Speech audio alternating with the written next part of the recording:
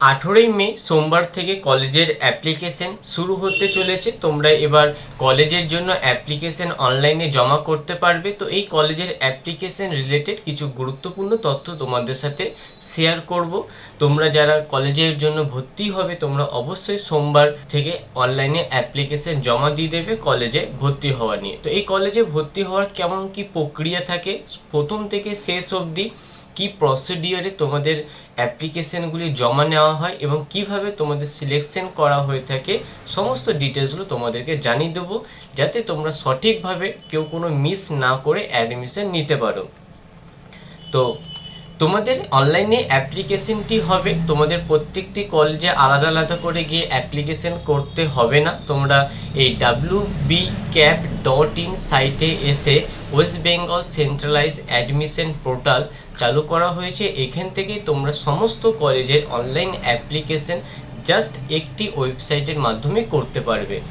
তো এই ওয়েবসাইটে প্রথমত তোমাদেরকে রেজিস্ট্রেশন করতে হয়, সমস্ত document, personal details, address, mobile number, communication details, bank details, educational qualification সমস্ত তথ্য দিয়ে প্রথমত তোমাদেরকে রেজিস্ট্রেশন করে নিতে হবে। রেজিস্ট্রেশন করার পর তোমরা তোমাদের পছন্দের সাবজেক্ট, পছন্দের কলেজ অনুযায়ী তোমরা অ্যাপ্লিকেশন জমা দিতে পারবে। তো কিভাবে কি হয় সমস্তটাই জানিয়ে দিচ্ছি। তো এখানে টোটাল 17টা ইউনিভার্সিটি রয়েছে এবং 459টা কলেজ এডুকেশন ইনস্টিটিউট রয়েছে এবং 7042টার মতন তোমাদের টোটাল কোর্স রয়েছে পড়াশোনা করার জন্য।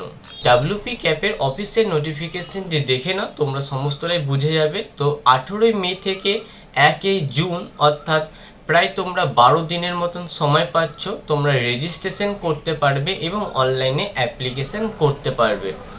এরপরে তোমাদের 9 জুন 2026 তারিখে তোমাদের ইনস্টিটিউট ওয়াইজ তোমাদের মেরিট লিস্ট বেরোবে। মেরিট লিস্টটা কি না তোমরা জানতে পারবে তোমরা যে পছন্দের কলেজটা চয়েস করেছিলে সেই কলেজে তোমাদের নামটি উঠেছে কি না।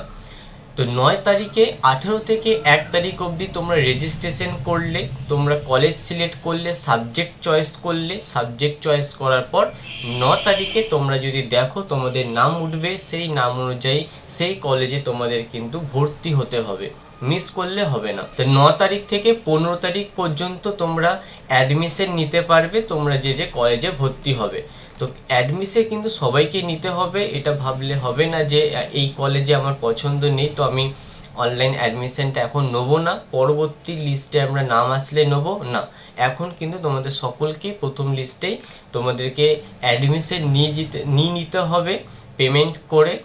পরবর্তীকালে তোমরা অটো আপগ্রেশন করে তোমরা তোমাদের পছন্দের কলেজের জন্য কিন্তু অ্যাপ্লিকেশন করতে পারো, সেটা তোমরা অটো আপগ্রেশনের মাধ্যমে করতে পারবে। এরপরে 20 জুন আবার নতুন করে আর একটা লিস্ট পাবলিশ করা হবে। তোমরা যারা যারা প্রথম লিস্টে নাম আসেনি বা প্রথম লিস্টে তোমাদের পছন্দের কলেজ পাওনি, তোমরা 20 জুন আবার নতুন করে লিস্ট পাবলিশ হবে। 20 জুন থেকে 23 তারিখ অবধি আবার পুনরায় তোমরা কলেজে অ্যাডমিশন নিতে পারবে।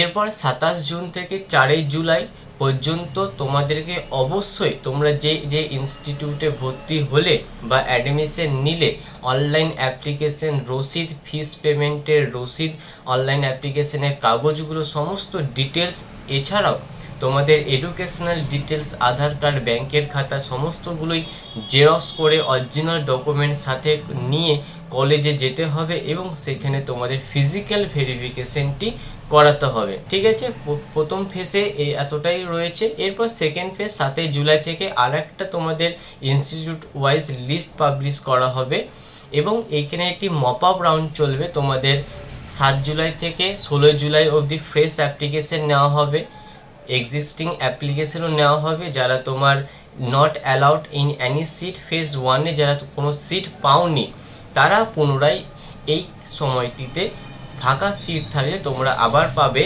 সিট। এরপর 19 জুলাই 2026 আবার নতুন করে মেরিট লিস্ট পাবলিশ করা হবে। তারপরে 19 তারিখ থেকে 22 তারিখ আবার তোমরা অ্যাডমিশন নিতে পারবে, ফিস পেমেন্ট করতে পারবে। 26 জুলাই তোমরা তোমাদের কলেজে গিয়ে অটো আপগ্রেড করতে পারবে এবং 26 তারিখ থেকে 29 জুলাই অবধি তোমাদের অ্যাডমিশন হয়ে যাবে ফেজ 2 এর, এবং 2 তারিখ থেকে 5 তারিখ তোমাদের কিন্তু কলেজে গিয়ে তোমাদের ফিজিক্যাল ভেরিফিকেশনটি করাতে হবে। তো এই কথাগুলো অবশ্যই মাথায় রাখতে হবে। এছাড়াও কলেজে অ্যাডমিশন তোমাদের প্রথমত রেজিস্ট্রেশন করতে হচ্ছে। এখানে তোমরা তোমাদের পছন্দের সাবজেক্ট কলেজ সমস্তটাই দেখতে পারবে। তো পরবর্তী ভিডিও বানিয়ে তোমাদের সমস্ত ডিটেলসগুলো জানিয়ে দেবো। তো কলেজে অ্যাডমিশন রিলেটেড কোনো প্রবলেম হলে অবশ্যই আমি সেগুলো তোমাদের সাথে জানাবো, কমেন্ট করবে, সমস্ত প্রশ্নের উত্তর তোমাদেরকে দেবো। এছাড়াও আমি একটি ভিডিও বানিয়েছি যেখানে ক্লাস 12 পাস করার পর আর্টসে কতগুলি কেরিয়ার অপরচুনিটি বা কেরিয়ার কোর্সেস রয়েছে যেগুলো তোমরা করতে পারবে, সেই ভিডিওটি তোমরা দেখে নিও, যাতে ক্লাস 12-এর পর আর্টস পাস করে কত কেরিয়ার রয়েছে সেগুলো তোমরা জানতে পারো। সম্পূর্ণ ভিডিওটি দেখার জন্য অসংখ্য ধন্যবাদ। অবশ্যই আমার চ্যানেলটি সাবস্ক্রাইব করবে।